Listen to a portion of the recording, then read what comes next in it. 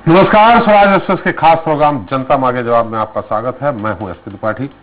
BJP में जाने के बाद ज्योतिरादित्य सिंधिया का राजनीति में कद घट गया है, ये सवाल लंबे समय से उठ रहा है। वहीं अब जब सिंधिया को बीजेपी में शामिल हुए 1 साल पूरा हो गया है तो इस सवाल को और उछाला जा रहा है। सवाल भी कोई और नहीं बल्कि सिंधिया के एक समय के सबसे करीबी रहे राहुल गांधी ने उछाला है। दरअसल उन्होंने कहा है कि कांग्रेस छोड़कर गए सिंधिया अब बैक बेंचर बन गए हैं। अगर वे हाथ के साथ होते तो एक न एक दिन मुख्यमंत्री जरूर बन जाते, लेकिन बीजेपी में रहकर वह कभी भी मुख्यमंत्री नहीं बनेंगे। राहुल गांधी की इस तीखी टिप्पणी के बाद मध्य प्रदेश की सियासत गर्मा गई है। सिंधिया के साथ ही तमाम भाजपाई राहुल गांधी पर पलटवार कर रहे हैं। खैर, राहुल गांधी ने सिंधिया पर जो तल्ख टिप्पणी की है उसके असल मायने क्या है और ज्योतिरादित्य सिंधिया के साथ ही उनके उन समर्थकों पर कितना भगवा रंग चढ़ा है जो कमल ध्वज थामे हुए हैं, इसका जवाब आज हम जानेंगे। लेकिन पहले बात होगी छत्तीसगढ़ की, जहां बजट सत्र में मंगलवार को इतना हंगामा हुआ कि सदन की कार्रवाई समय से काफी पहले ही अनिश्चितकाल के लिए स्थगित हो गई। बजट सत्र के अंतिम दिन कांग्रेस के घोषणा पत्र में किए वादों को लेकर विपक्ष ने सरकार पर निशाना साधते हुए कई सवाल दागे, जिसका सीएम भूपेश बघेल ने जवाब भी दिया। लेकिन भाजपा इससे संतुष्ट नहीं हुए और हंगामा करते हुए वॉकआउट कर गए। इतना ही नहीं, पक्ष और विपक्ष बजट सत्र के समय से पहले खत्म होने को लेकर एक दूसरे को जिम्मेदार भी बता रहे हैं। खैर, विधानसभा का ये बजट सत्र कैसा रहा, क्या हुआ, क्या नहीं, और कांग्रेस के वादों को लेकर जो सवाल उठ रहे हैं वो कितने सटीक हैं, पहले चर्चा इसे लेकर होगी जनता मांगे जवाब में। आज के मुद्दे वादों की बात में।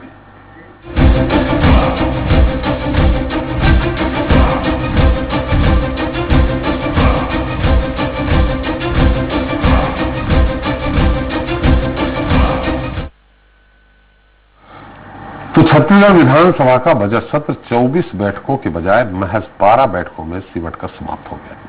सत्ता पक्ष ने बजट सत्र जल्द खत्म होने के लिए विपक्ष को जिम्मेदार बताते हुए कहा कि विपक्षी सदस्य अनुदान मांगों पर चर्चा में शामिल नहीं हुए। विपक्ष के पास मुद्दों का अभाव रहा। हालांकि विपक्ष सरकार और आसंदी पर उनके द्वारा लाए गए स्थगन प्रस्ताव पर चर्चाओं की मांग को स्वीकार न कर बजट सत्र को जल्द खत्म करने का आरोप चल रहा है। इतना ही नहीं, नेता प्रतिपक्ष धर्मलाल कौशिक ने तो भूपेश सरकार पर घोषणा पत्र में किए गए वादों से मुकरने का भी आरोप लगा दिया। इसके जवाब में सीएम भूपेश ने क्या कहा, चलिए पहले इसके बारे में जान लेते हैं और फिर कितने वादे पूरे हुए इस पर विस्तार से बात होगी। छत्तीसगढ़ में बजट सत्र के अंतिम दिन कांग्रेस के जन घोषणा पत्र को लेकर जमकर हंगामा। सीएम भूपेश बघेल और नेता प्रतिपक्ष धर्मलाल कौशिक के बीच सदन में तीखी नोकझोंक।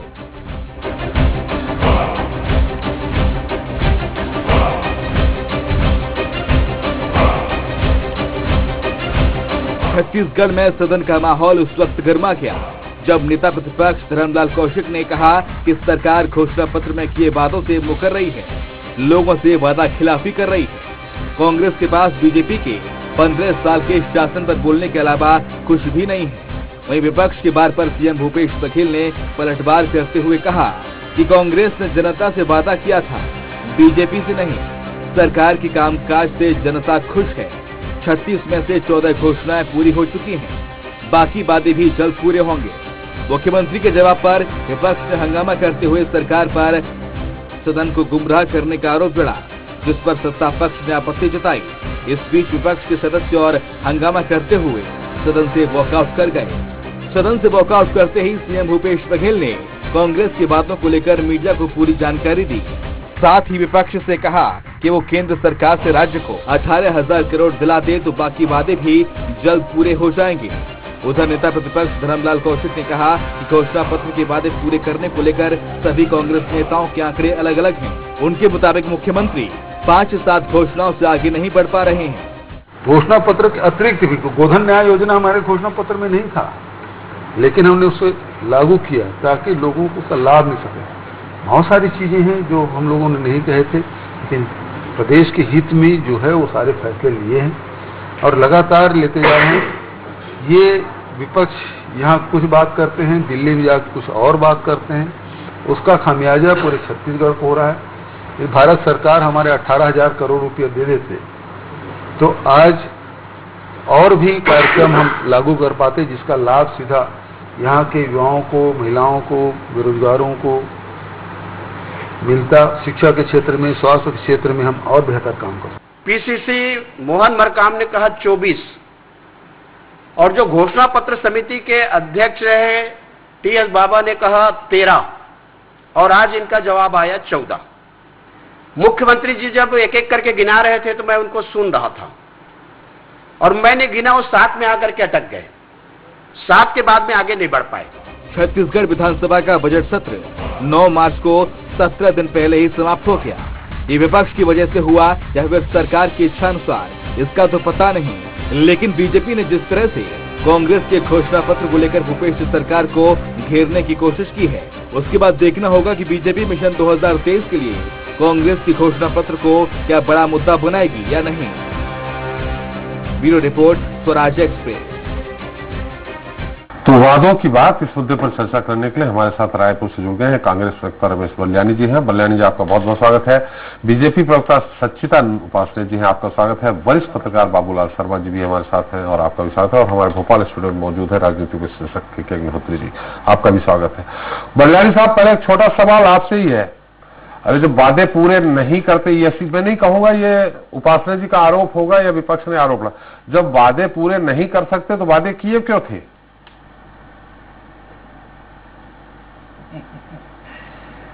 त्रिपाठी जी, असल में भारतीय जनता पार्टी जी की जो बुरी हार हुई है ना, अभी तक वो उभर नहीं पाए हैं जी। और जिन लोगों ने पिछले 15 साल में 3 संकल्प पत्र पेश किए थे जी, उसमें जो वादे किए थे उन वादों पर कसौटी पर कितने खरे उतरे हैं, पहले उनको अपने गिरेबा में झांक लेना चाहिए। पहले घोषणा पत्र में कहा था कि हम हर आदिवासी परिवार को 1 गाय देंगे जी, फिर गाय दे नहीं पाए तो फिर बोले भैंस देंगे जी, इस बेरोजगारों को बेकारी भत्ता देंगे जी।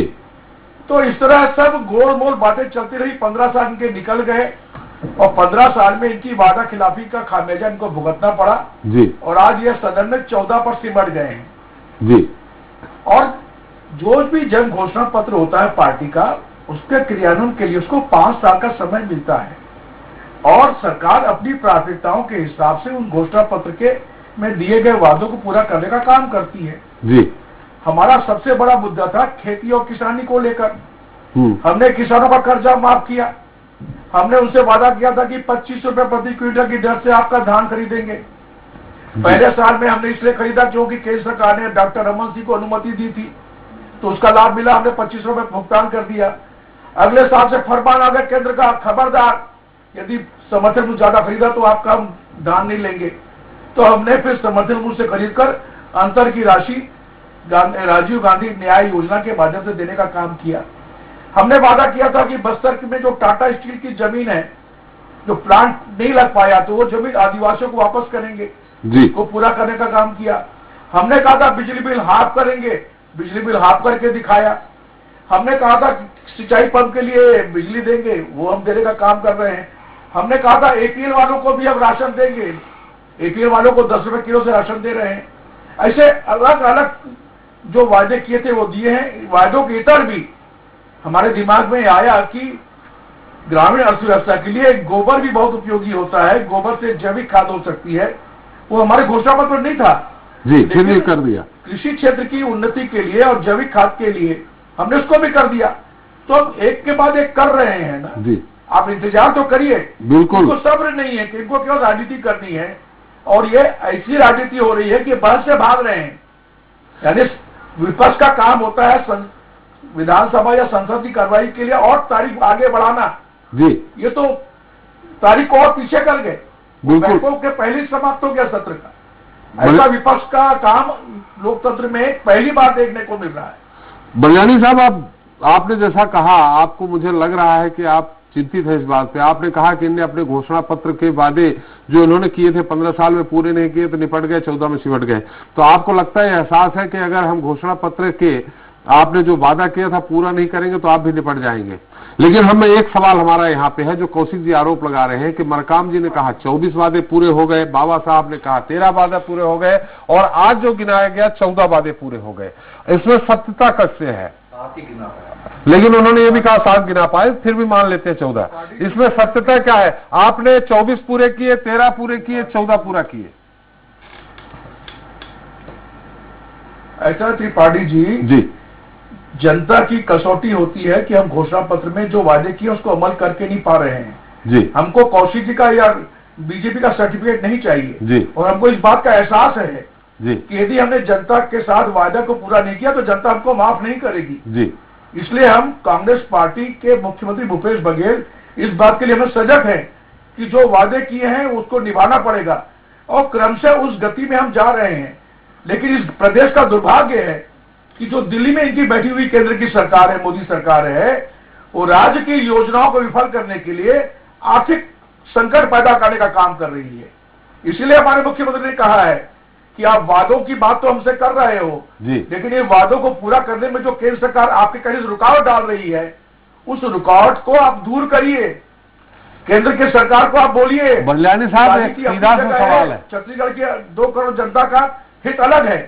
सीधा सा सवाल है, वो मुझे मालूम है कि आप सारी भारतीय जनता पार्टी के नेता मौन है। नहीं, हम सीधा सा सवाल है, वो कितने वादे पूरे कर दिए?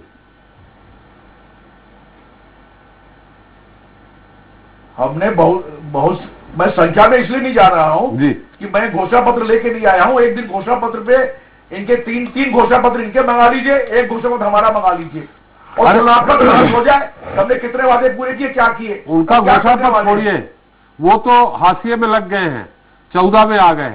आप हैं सत्ता में, अपना घोषणा पत्र बताइए, क्योंकि 2023 की चिंता है।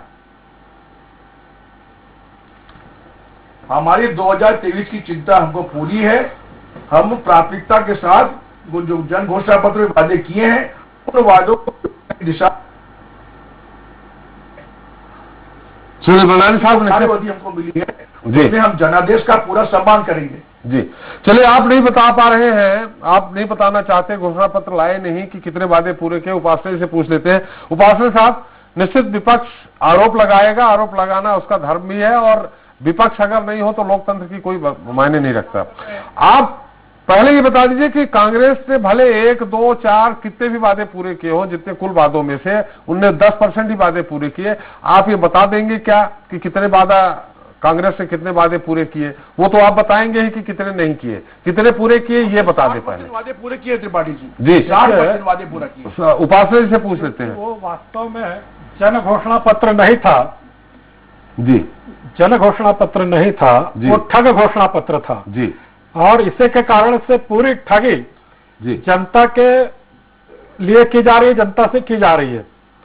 आपने पहले से देखा होगा कि इनका हर प्रवक्ता आता था कि हमने 36 में से 26 बोलते थे जी, 26 वादे पूरे किए। 60% बोला है ये हर बार इनके प्रवक्ताओं के बाद जी। आज विधानसभा में इनके प्रदेश के अध्यक्ष 24 की बात करते हैं, इनके मुख्यमंत्री 14 तक नहीं पहुंच सकते, 7 तक नहीं पहुंच सकते जी, इनके मंत्रीगण अलग आंकड़े देते हैं।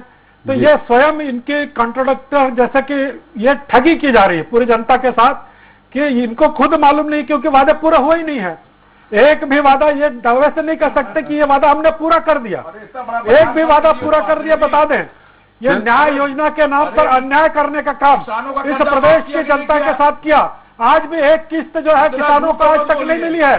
क्या है ये न्याय घोषणा? न्याय जनता के साथ, किसानों के साथ अन्याय किया गया है।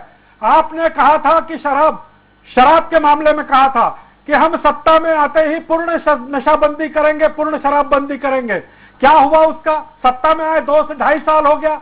2.5 साल के बाद भी आपने उस दिशा में कोई कदम भी नहीं बढ़ाया, बल्कि उसको और सुलभ बना दिया, घर घर पहुंचाने का आदेश कर दिया, उसकी बिक्री बढ़ा दी, उसमें सब प्रकार के रेट बढ़ा दिए। उपासना साहब, आपका कहना है एक भी वादा, एक ही दुकान से 2-2 शराब। उपासना साहब, आपसे सवाल, एक भी वादा पूरा बता दें कि ये वादा हमने पूरा किया है जी। उन्होंने तो गिना दिया था कहीं 2,500 रुपए इन्होंने कहा था कि हम उनको 2,500 रुपए बेरोजगारों को हम बेरोजगारी भत्ता देंगे। आज कहाँ है बेरोजगारी भत्ते की बात? क्या कोई कमेटी बनी है? क्या कोई उसके लिए कोई अलग से प्रावधान किया? इस बजट में कोई प्रावधान किया? आप जब अगला बजट प्रस्तुत करेंगे तब तक बेरोजगार के ठगे जाते रहेंगे, तब तक के आपका 3.5 साल का समय बीत जाएगा, तब तक आप उन बेरोजगारों के साथ धोखाधड़ी करते रहेंगे। तो ये केवल एक दिखावा है, केवल एक किसान आज आत्महत्या कर रहे, पर मुख्यमंत्री जी के विधानसभा क्षेत्र में लगातार कर्ज के नाम पर पूरा परिवार आत्महत्या करने को बाध्य हो रहा है। तो ये जो कर्ज तले डूबा हुआ किसान जो है, किसान का कर्जा नहीं था, जाति का है, वो किसान का। अरे आपने हर कर्जा माफ करने की बात की थी, आपने हर कर्जा माफ करने की बात की थी, वो सारे कर्ज किसान के माफ नहीं हुए, लगातार आत्महत्या किसान करते जा रहे हैं। उपासने जी, आपने इस प्रकार की परिस्थितियां इस प्रदेश में निर्माण की है। उपासने साहब, किसानों का कर्ज माफ हुआ, जो 2,500 रुपए समर्थन मूल्य, वो समर्थन मूल्य नाम दूसरा दे दिया गया। राजीव गांधी न्याय योजना के तहत इन्होंने जो अतिरिक्त पैसा वो किसानों को दिया, ये तो आप स्वीकार करेंगे? नहीं दिया है, आज भी नहीं दिया है, आज भी चौथी किस्त बाकी है। क्या किसी से आप माल लेकर इस प्रकार से उसको जयंती पुण्यतिथि तक झुलाते रहेंगे? क्या वो किसान के साथ ये न्याय है? ये किसान के साथ अन्याय है। आपने केवल किसान का आज भी टोकन लिए घूम रहे हैं किसान, टोकन दे दिया, उनका धान खरीदी नहीं किया गया है। आज भी गांव-गांव में आप देख लीजिए किस प्रकार से किसानों की हालत। 3 किस्त तो दे दी ना, 1 महीना देर से धान खरीदी करने के बाद 3 किस्त तो दे दी। तो आपने क्यों 3 किस्तों में क्या कहा था? कि आपने किस्तों में देने की बात कही थी क्या? घोषणा पत्र उठाकर देख लीजिए, हम 2500 रुपया समर्थन मूल्य पर धान खरीदी करेंगे। आपने ये कहा था कि 4 किस्त में देंगे। तो केंद्र को मोदी और हर बात केंद्र पर, हर बात 15 साल पर। अरे आपने क्यों सत्ता में आए हो? आंगनचड़ा घोड़े पर बैठ कर सवारी करना नहीं आ रहा है तो केंद्र पर आरोप मढ़ना, 15 साल पर आरोप मढ़ना। अरे आपके कर्तव्य सब बताकर दे दीजिए जनता के लिए आपने क्या किया है। अरे घोड़ा तो आपने उपलब्ध कराया ना उपासने जी, हालत है आपके गोधन या उपासने जी, आपने घोड़ा उपलब्ध कराया जिसमें वो बैठे। उपलब्ध कराया तो आप उसमें बैठ ही नहीं पा रहे। आपने ही उपलब्ध करा दिया भाई, उसको। आपका पिछला कार्यकाल ऐसा था कि घोड़ा आपने उनको उपलब्ध करा दिया। 15 साल हमने चलाया, लेकिन आप 2.5 साल नहीं चला पा रहे हो। अरे वो तो 2.5 साल में आपकी हालत खराब। कोई मंत्री दूसरा बोलता है, कोई मुख्यमंत्री दूसरा बोलता है, प्रवक्ता दूसरी बात बोलते हैं, मंत्रीगण दूसरी बात बोलते हैं, विधानसभा में भी कंट्रोडिक्टर होता है। तो ये सारी बातें क्या इंगित करती है कि आप केवल जनता के साथ धोखा कर रहे हैं, धोखाधड़ी कर रहे हैं। लेकिन एक ये बहुत बड़ी बात है, उनके मंत्री कहते हैं कि मैं जन घोषणा पत्र बनाया हूं, यदि नहीं होगा तो मैं जनता के साथ आंदोलन करूंगा। ये उनके मंत्री कहते हैं। हिम्मत से बोलने वाले मंत्री तो है हमारे पास। अरे हो नहीं रहा है तब तो बोल रहे हैं, जो बोला करके हो नहीं रहा है तब तो बोलना पड़ रहा है। उपासने साहब, दरवाजे घूम के जिन्होंने जन घोषणा पत्र बनाया, बरलानी साहब, उपासने साहब कि भाई नहीं होगा तो मैं आंदोलन करूंगा जनता के साथ। इसमें बाबूलाल जी थोड़ा अपनी टिप्पणी देंगे तो बेहतर होगा। बाबूलाल जी, जिस तरह से कितने घोषणा, कितने वादा किए थे, कितने पूरे हुए, कितने नहीं किए हुए, उपासने जी बोल रहे हैं एक भी नहीं हुए, बरलानी साहब गिना रहे हैं। और रहा सवाल इस बात का, जो सबसे बड़ी बात यहाँ यह है, आप भी जानते हैं अगर विधानसभा जितने समय तक चलती रहती है उस समय तक पूरा प्रशासन अलर्ट रहता है कि क्या मालूम कब प्रश्नकाल में उठ जाए, क्या सवाल उठ जाए, और जनहित पे काम अच्छी तेजी से होते हैं, भले वो लंबे समय से लंबित रहे हों। ऐसे में विधानसभा अगर आधे दिन में जितना जो पहले से तय हुआ था, कार्य मंत्रणा समिति की बैठक में तय हुआ था कि कब तक विधानसभा चलनी है, वो बीच में समाप्त हो जाए, इसमें आपको नहीं लगता है कि कहीं न कहीं विपक्ष भी फेल है? यहाँ विपक्ष के विधायकों काम होते हैं, विपक्ष को जितनी लंबी समय तक विधानसभा चलती है विपक्ष के लिए बेहतर होता है। इन बातों के साथ आपकी टिप्पणी चाहेंगे, साथ में कितने वादे पूरे हुए हैं, कितने नहीं हुए हैं, इसमें भी चूंकि पक्ष विपक्ष का मामला है वो नहीं बताएंगे, हम आपसे जानना चाहते हैं। देखिए, विपक्ष ने समय से पहले जो खत्म हुआ है उसमें थोड़ा असहयोग किया, पहली चीज तो ये है जी। दूसरी चीज ये है कि सारे बिजनेस जब खत्म हो गए और विपक्ष तैयार नहीं आगे चलने के लिए जी, तो समाप्त करने के सिवाय अध्यक्ष के पास कोई दूसरा चारा बचता नहीं है। जब बिजनेस ही समाप्त हो गया तो विधानसभा चलाकर बेवजह का जनता में वोट डालने का कोई अर्थ नहीं है जी। एक तो ये चीज हो गई। दूसरी चीज ये मुझे लगता है कि जो बजट पे चर्चा हुई उसमें जितना जो कुछ बोलने का था, जितना भी मसाला इनके पास था बीजेपी के पास में, वो सारा का सारा उन्होंने कह दिया और जितना सरकार के खिलाफ बोला जा सकता था वो कह दिया। वो उसके बाद उसकी डिक्शनरी खत्म हो गई मुझे लगता है। मैंने सवाल में आरोप रिपीट नहीं करना चाहते थे ये।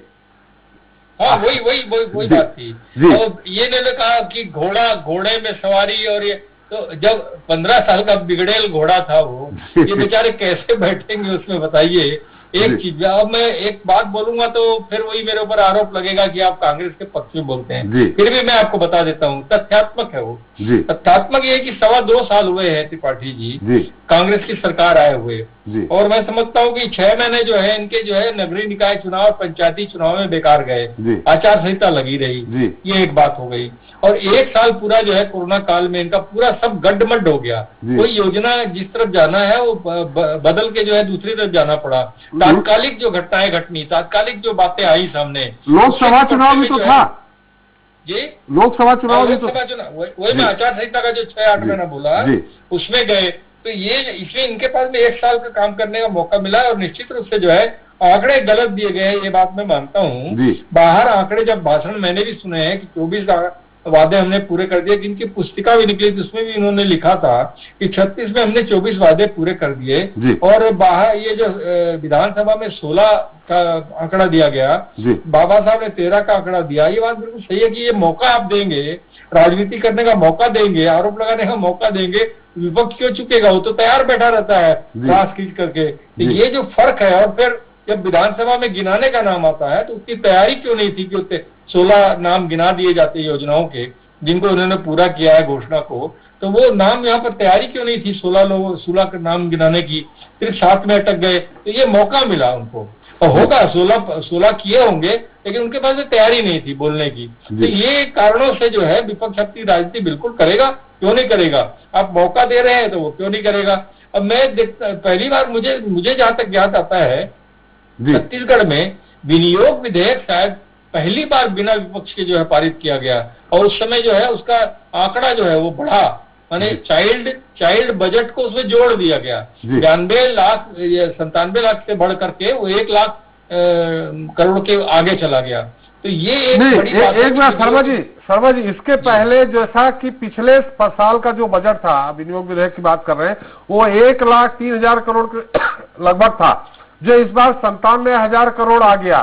तो क्या आप जो बोल रहे हैं कि इसमें चाइल्ड केयर के नाम पर और जोड़ दिया गया क्या? जी देखिए, मैं आपको बता रहा हूं कि 1 लाख करोड़ कब हुआ? अनुपूरक जुड़ते जो है 1 लाख करोड़ का पूरा बजट बना, लेकिन ओरिजिनल बजट कम का था। और इस बार भी जो है जो 97,000 करोड़ का जो लाख करोड़ का बनाया है, 97,000 करोड़ का, वो बढ़कर जो अनुपूरक होते होते अंतिम तक में वो भी लाख के ऊपर जाता। लेकिन अभी ये जो चाइल्ड का जो बजट है वो जोड़ा गया है। ये एक नई बात जो देखने में आ रही है कि विनियोग विधेयक जो है बगैर विपक्ष की मौजूदगी के, और चाइल्ड बजट जो है बगैर विपक्ष की मौजूदगी के ये जोड़ा गया। ये एक बड़ी बात हुई है। और मौका आप देखिए, मैं ये मानता हूं कि अड़चने तो इस सरकार के सामने इतनी आई है कि मैं समझता हूं आज तक मैंने किसी सरकार के सामने केंद्र से इतनी अड़चने आज तक नहीं देखी। इनका ध्यान ही बांट दिया गया एकदम। माने एक धान खरीदी के जो उन्होंने 2500 रुपए का कह दिया था, उसको इतना डायवर्सन दिया गया, इतने संघर्ष पैदा कर दिए गए।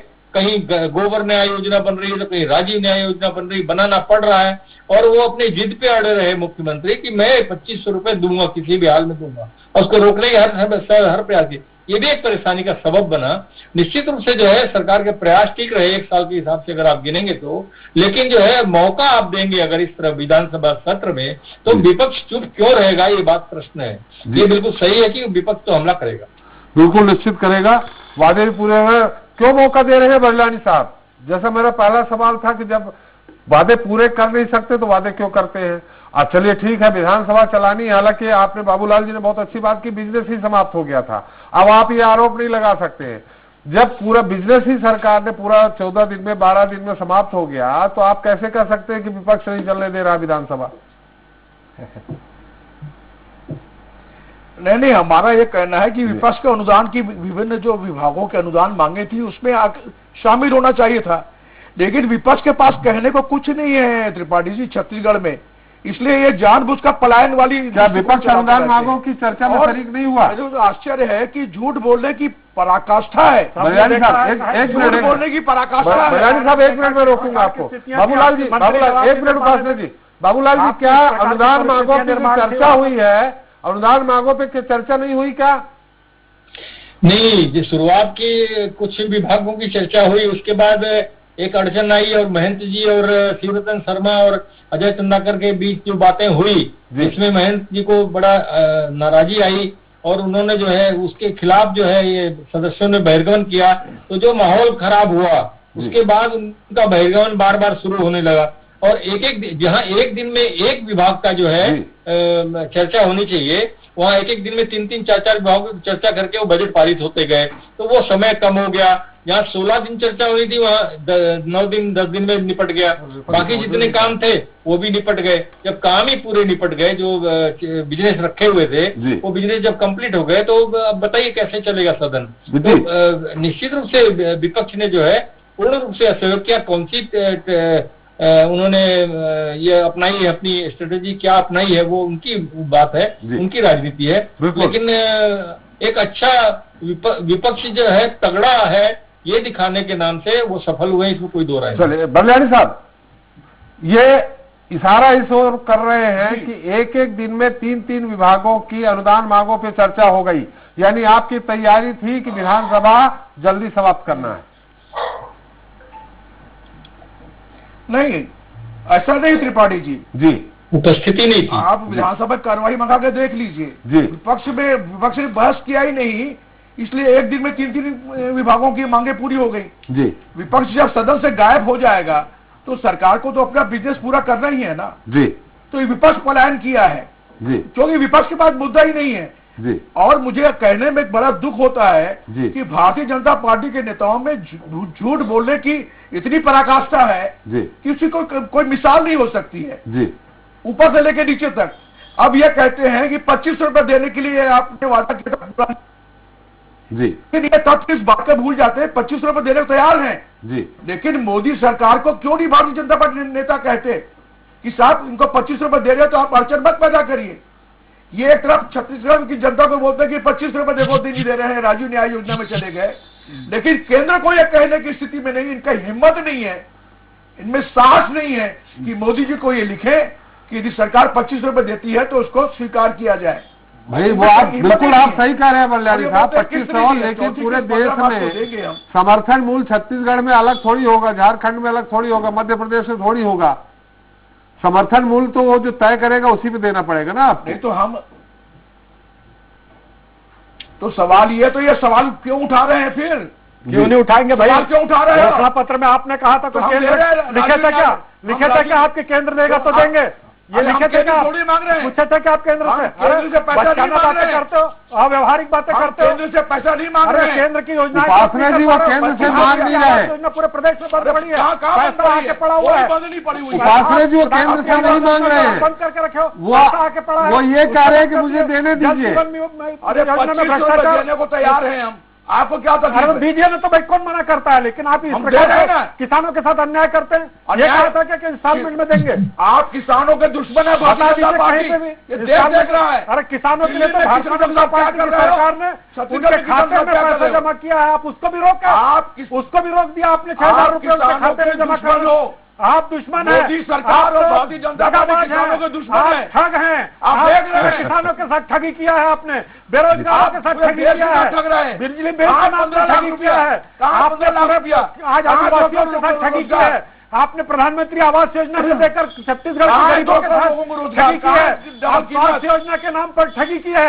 15 लाख रुपए का इलाज आप नहीं कर पा रहे हैं, 15 लाख रुपए की ठगी की है। वादों की बात हुई थी, भत्ता न देकर ठगी की है। अदानी अंबानी केवल अदानी अंबानी को चाहते हैं, पूरा वादों की बात हुई थी बलियानी जी, आपकी सरकार बात इसकी नहीं हुई थी, अलग अलग मुद्दे ठग और नुमाइंदे कह रहे हैं, हम नहीं कह रहे हैं। ठग की बात नहीं हुई थी, बात वादों की हुई थी कि कितने वादे पूरे हुए।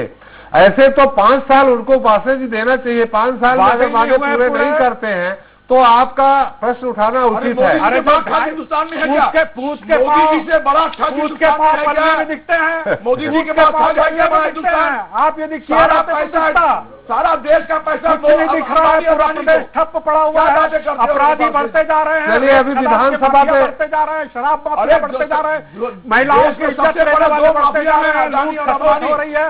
बलियानी साहब उपासना जी आपसे अनुरोध है, आप दोनों लोग से अनुरोध है, वरिष्ठ पत्रकार हमारे विधायक जी विश्लेषक कि अग्निहोत्री जी है, टिप्पणी इनकी ले लें। होता है आप दोनों से अनुरोध है, अग्निहोत्री जी आप लंबे समय से विधानसभा की रिपोर्टिंग करते आ रहे हैं, जैसा शर्मा जी ने कहा एक तकनीकी कारण, क्या बजट जो पेश किया गया है उसमें अतिरिक्त जब मांगों चर्चा हो रही है तो उसमें अतिरिक्त जोड़ा जा सकता है क्या बजट? हाँ, देखिए विनियोग विधेयक तो समाप्त करके ही पेश किया जाता है विधानसभा में जी। ऐसा नहीं है कि जो चिल्ड्रन का जो अलग से बजट है वो अलग पास होगा और मूल बजट जो है वो अलग पास होगा, ऐसा कभी परंपरा नहीं रही। जो विनियोग विधेयक होता है वो समग्र राशि का होता है जिसमें बजट पूरा समग्र रूप से पास होता है। जहां तक समय से पहले विधानसभा खत्म होने की बात है तो ये परंपराएं अब बहुत तेजी से आगे बढ़ रही हैं। जो समय तय किया जाता है कार्यमंत्रणा समिति में और सब मिलकर के तय करते हैं, उस हिसाब से मुझे लगता है आजकल राज्यों की जो जितनी विधानसभाएं हैं वो समय से पहले ही खत्म हो जा रही हैं, क्योंकि ना तो विपक्ष उतना गंभीर है ना सत्ता पक्ष उतना गंभीर है। हालांकि ये कहा जाता है कॉलन शकदर की किताब में भी सत्ता पक्ष पे ज्यादा जिम्मेदारी है सदन चलाने की बजाय विपक्ष के, लेकिन यदि विपक्ष के पास विषय ना हो और वो पलायन कर जाए तो ऐसे में तो जो बाबूलाल जी कह रहे हैं कि यदि पूरा बिजनेस खत्म हो गया है और बिजनेस खत्म होने के बाद फिर सदन चलाने का कोई औचित्य नहीं रह जाता, तो बिजनेस खत्म होने का कारण भी अपोजिशन ही है। यदि विपक्ष वहां बैठ करके अनुदान मांगों पर चर्चा करता, विभागवार चर्चा करता, तो पूरे समय विधानसभा की कार्यवाही चलाई जा सकती थी, लेकिन उसने गंभीरता नहीं ओढ़ी और ना ही जनता के प्रति उन्होंने अपनी उत्तरदायी जो है वो दिखाया नहीं उन्होंने, इसलिए ये स्थिति पैदा हुई। चलिए हमारा समय भी समाप्त हो गया। बहुत बहुत धन्यवाद बलियानी साहब आपका, उपाध्याय जी आपका और बाबूलाल जी आपका हमारे साथ चर्चा में शरीक होने के लिए। तो भूपेश सरकार का दावा है कि किसानों की कर्ज माफी, 2500 रुपए प्रति क्विंटल के समर्थन मूल्य पर धान खरीदी, आदिवासियों की जमीन वापसी, तेंदुपत्ता का 4000 रुपए की दर से भुगतान, सिंचाई जल कर माफी, 400 यूनिट तक बिजली बिल हाफ और सभी परिवारों को पीडीएस का चावल समेत करीब 14 घोषणाएं पूरी कर दी गई हैं। लेकिन विपक्ष इसे सिरे से नकार रहा है। खैर कितने वादे पूरे हुए और कितने नहीं, इसे लेकर सवाल तमाम है, मगर जो भी वादे अधूरे हैं उन्हें आर्थिक परेशानियों से जूझ रही सरकार आने वाले समय में कैसे और कब तक पूरा करेगी, और प्रदेश में पूर्ण शराबबंदी का जो बड़ा वादा जनता से किया गया है उस पर कब अमल होगा, देखना अहम होगा।